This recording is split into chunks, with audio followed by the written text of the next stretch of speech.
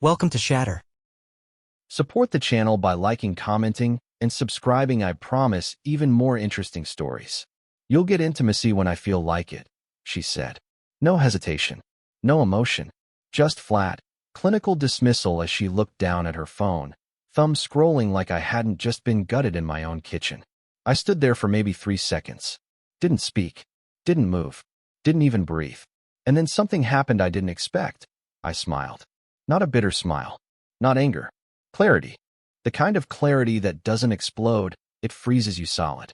Because in that moment, I realized the fight was over. Hell, it had never even started. She wasn't negotiating. She was declaring. And I wasn't a husband anymore. I was background noise. So I walked out. Not angrily. Not in protest. Just done. Quietly done. She didn't follow. That was the part she should have noticed. That night, she climbed into bed like nothing happened. Rolled away from me, like always. Her back had become my home. And the silence between us, my lullaby. I stared at the ceiling, not replaying her words, but everything before them. The slow erosion, the invisible retreat. How her laugh had disappeared. How physical touch had turned into a favor she granted, never a reflex. She'd been saying that sentence for years without the words. Tonight, she just put a period on it. I didn't sleep. Not because I was heartbroken, but because I was calculating. Morning came. I got up first. No coffee for her. No kiss on the forehead. No have a good day.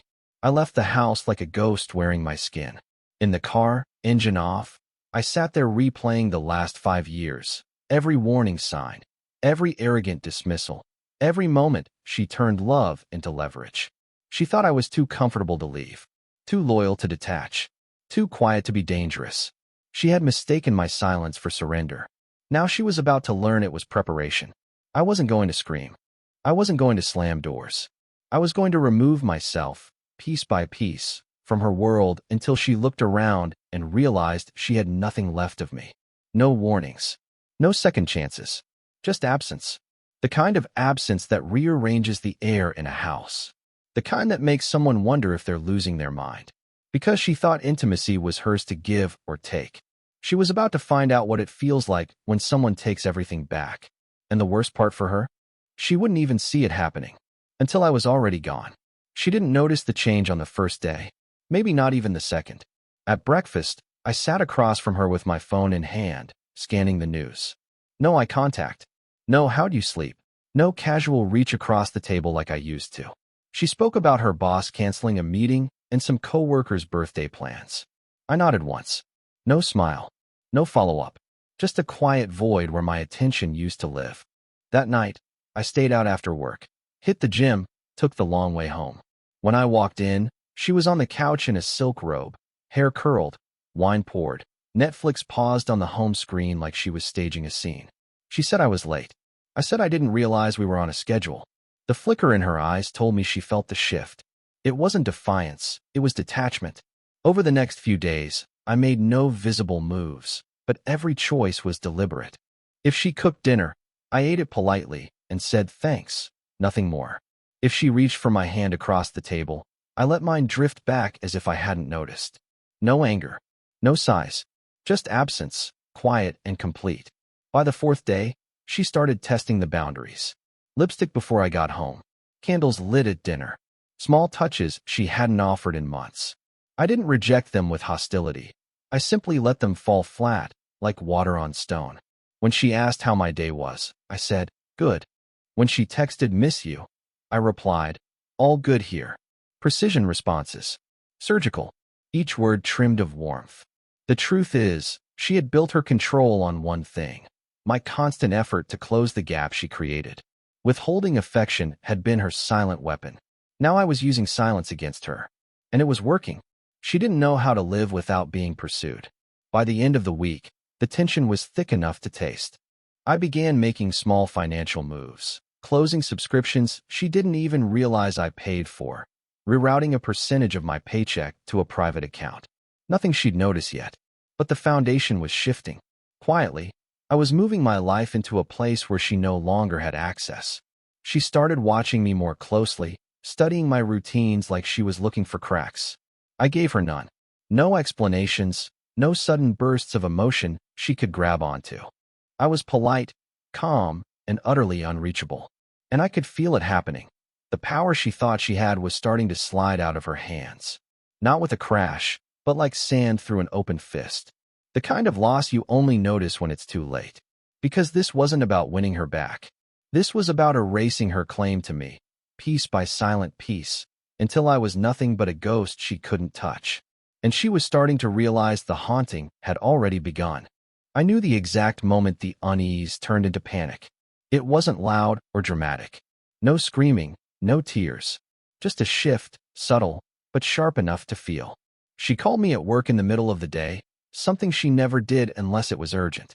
Her voice had that light, artificial tone people use when they're masking something.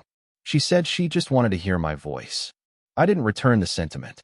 Instead, I let a few seconds of silence hang until she filled it with a nervous laugh and an excuse to hang up.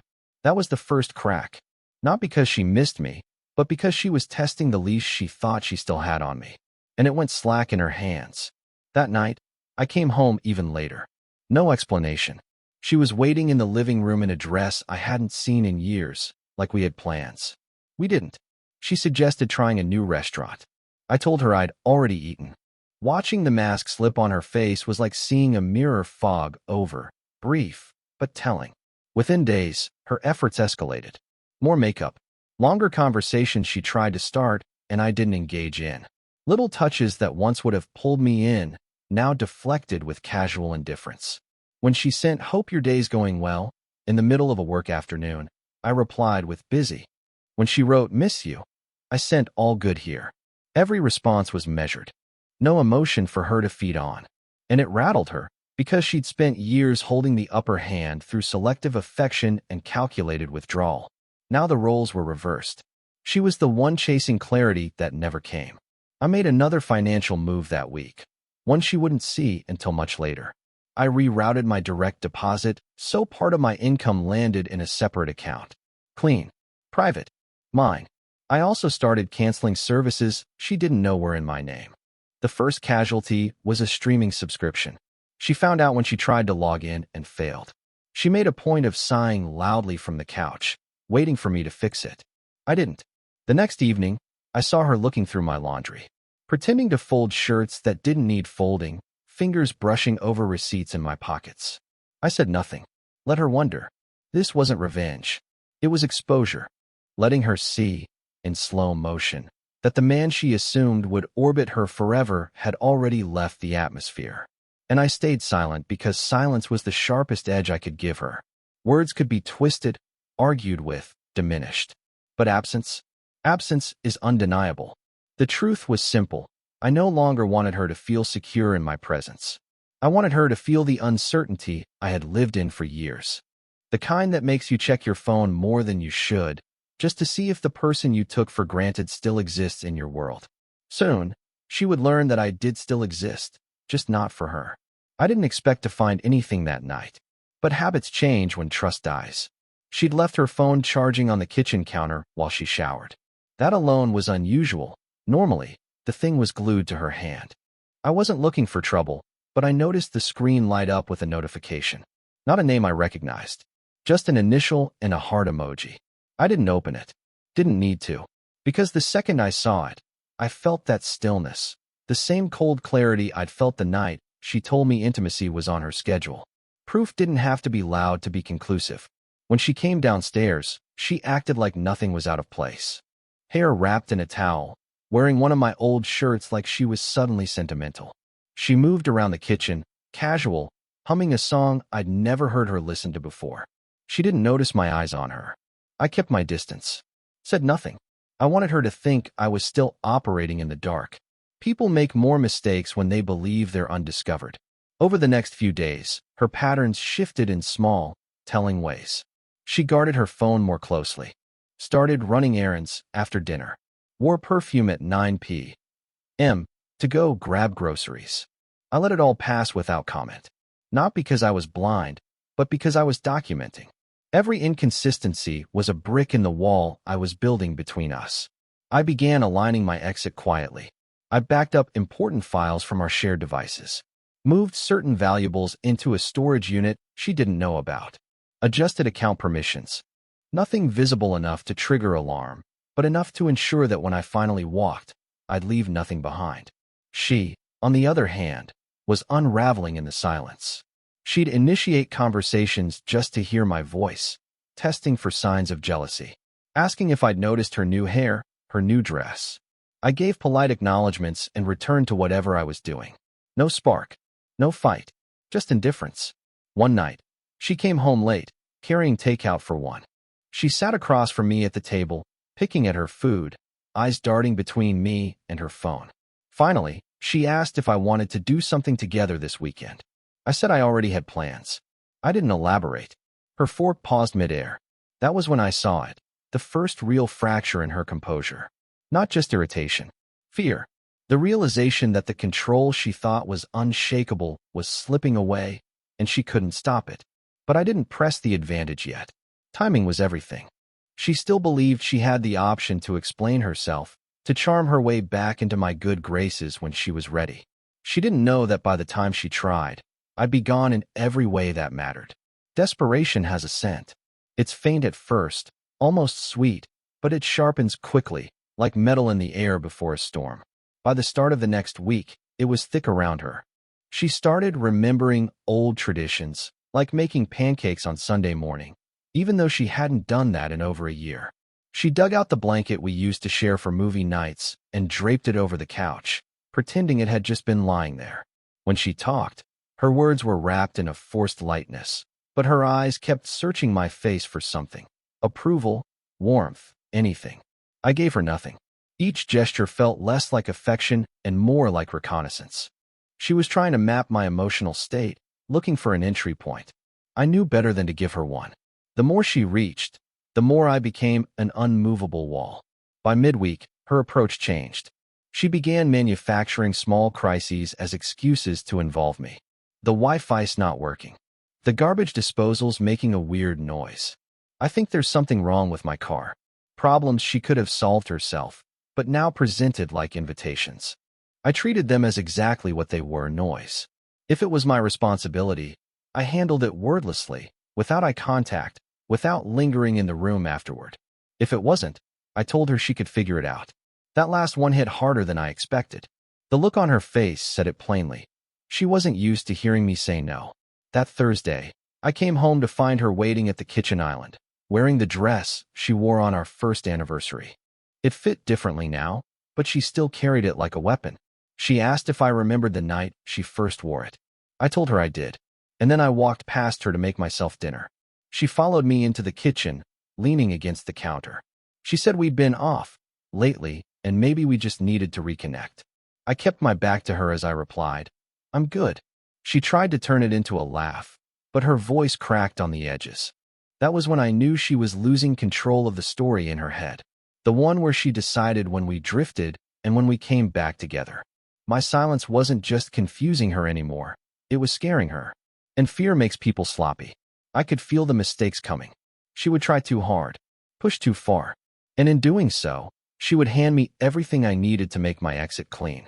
Until then, I stayed the course. No arguments. No dramatic reveals.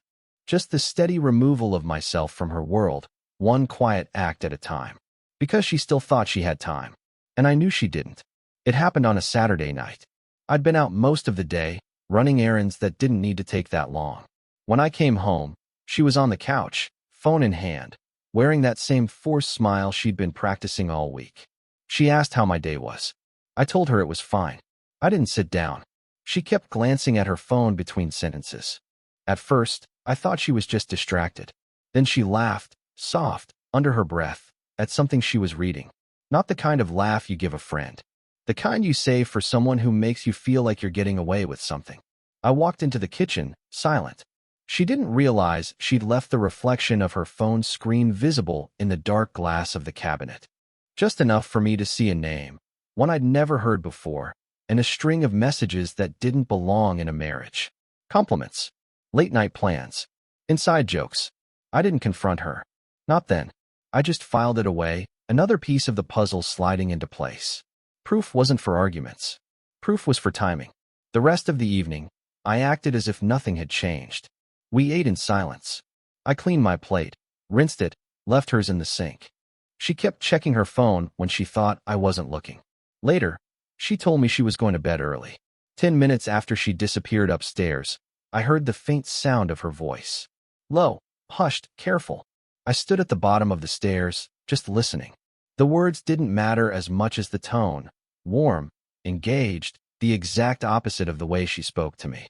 When I finally went up, the light under the bedroom door was out. She was asleep, phone face down on the nightstand. I didn't touch it. I didn't need to.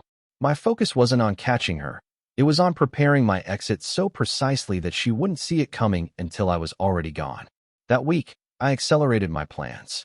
I finalized the transfer of my personal savings, removed my name from any account or subscription tied exclusively to her, collected important documents, and stored them in my car. I even boxed up a few things she wouldn't notice were missing, taking them to the storage unit.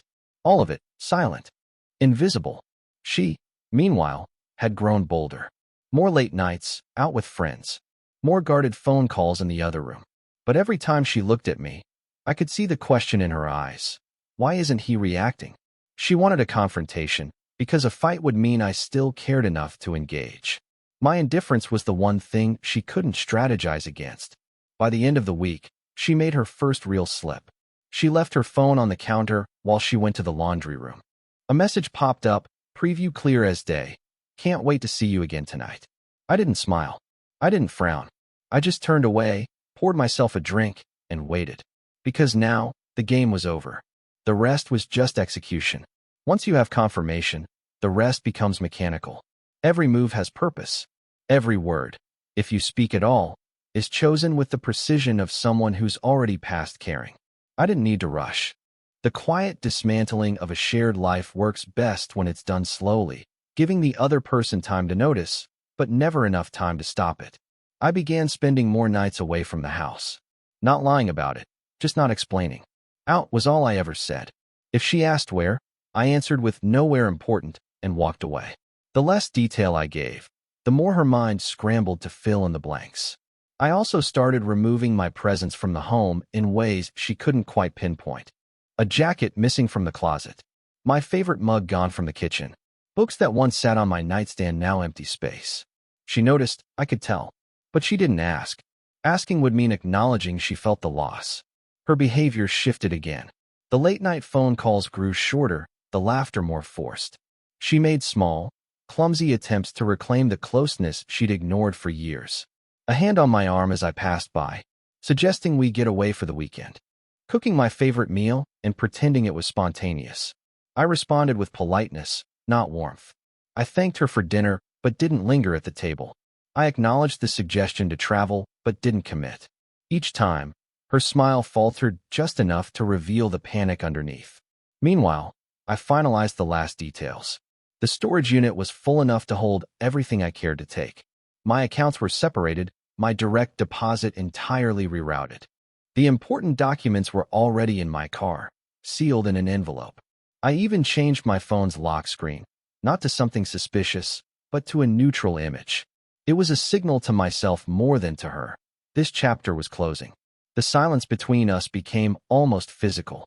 We moved around each other like strangers in the same waiting room, sharing air, but nothing else. She was feeling it now, the void she'd once created on her terms, but couldn't control when it turned back on her. Late one evening, I caught her watching me from across the room, eyes narrowed as if trying to read a language she used to speak fluently, but had forgotten. She asked if something was wrong. I told her, everything's fine, and it was just not for her. Because at that point, there was nothing left to decide. The exit was ready. The only thing left was to choose the moment. And I knew exactly when it would come. The day I chose wasn't special. No anniversary. No fight. No visible reason to anyone but me. That was the point. Leaving in silence isn't about theatrics. It's about precision. I woke earlier than usual. Sat at the edge of the bed for a moment, just watching her sleep. Her phone was on the nightstand, face down, as always. I didn't reach for it. I'd stopped needing answers. I made coffee for one. Ate breakfast alone at the kitchen counter. The house was still, but my mind was already elsewhere, on the storage unit, on the envelope in my car, on the next address that would never be hers. She came downstairs in her robe, yawning, pretending not to notice my packed gym bag by the door. She asked if I'd be home for dinner. I said, probably not, without looking up from my mug. Her nod was small, but I caught the flicker in her eyes. She felt it, even if she didn't know what it was. By mid-morning, I had already moved the last of what I wanted. Clothes, keepsakes, a few framed photos I hadn't looked at in years. Nothing excessive. The trick was to make the space look lived in until the very last second. The rest of the day, I followed my routine. Went to the gym, grabbed a coffee after, sat in my car for a while, just letting the minutes stretch. I thought about all the conversations we didn't have, the arguments I didn't waste breath on. The years I tried to close a distance she was busy expanding. When I finally drove back, she was in the living room, laptop open, pretending to work. She didn't look up as I passed. I went upstairs, showered, and changed, not into pajamas, but into jeans and a clean shirt. She asked where I was going. I told her I had something to take care of. That was it. No further detail. I walked out with my gym bag, locked the door behind me, and didn't look back. There was no dramatic goodbye, no note on the counter. Just absence. At the storage unit, I stood for a moment, taking in the small space that now held my life in boxes. It wasn't freedom yet, but it was the first breath of it. I checked into a short-term rental that night. Plain, quiet, anonymous. I turned my phone face down on the table and left it there. I knew she'd text, maybe call.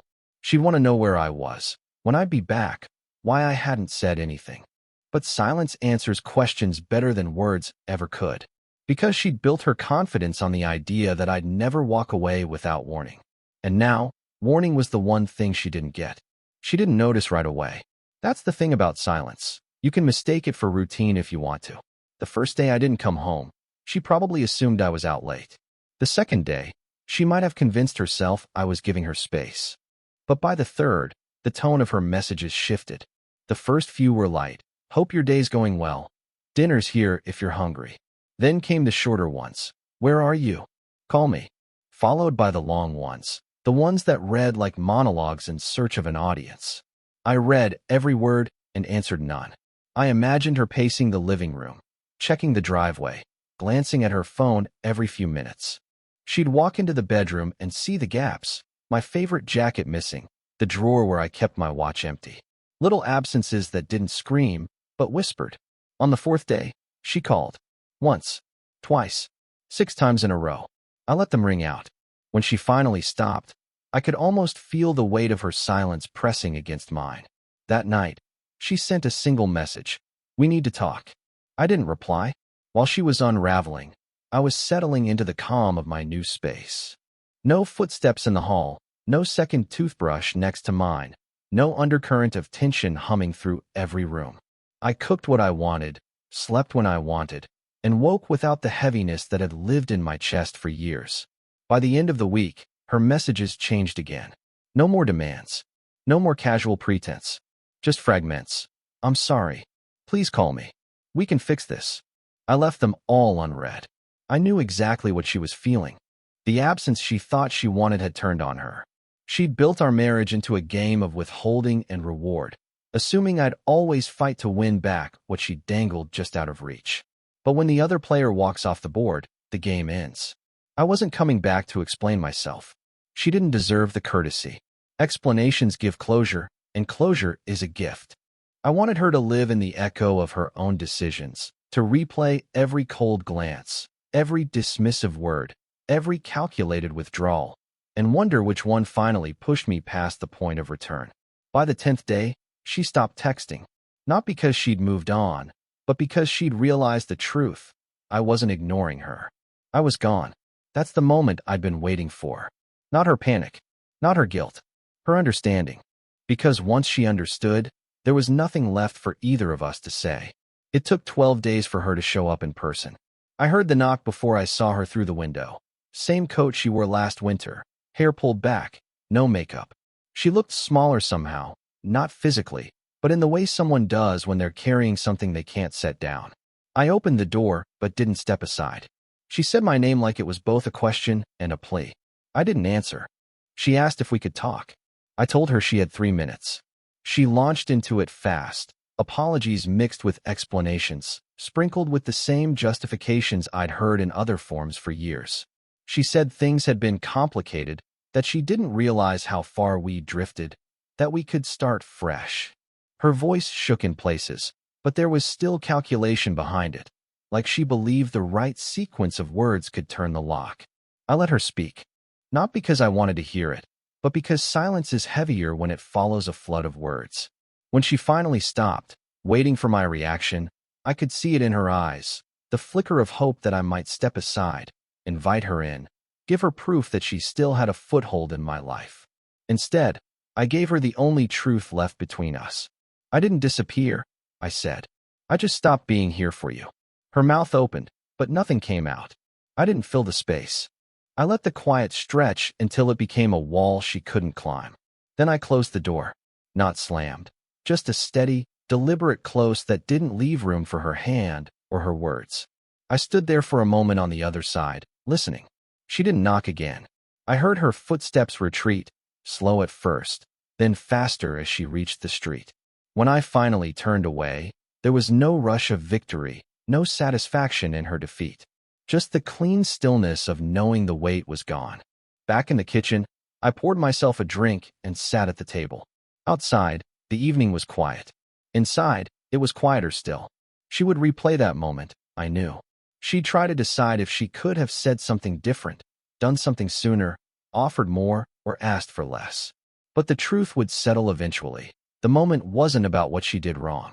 It was about what I no longer needed to make right.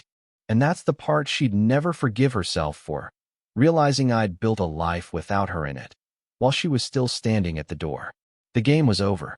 The board was empty, and I wasn't coming back to play. Real men don't explode. They exit. Subscribe for more power stories.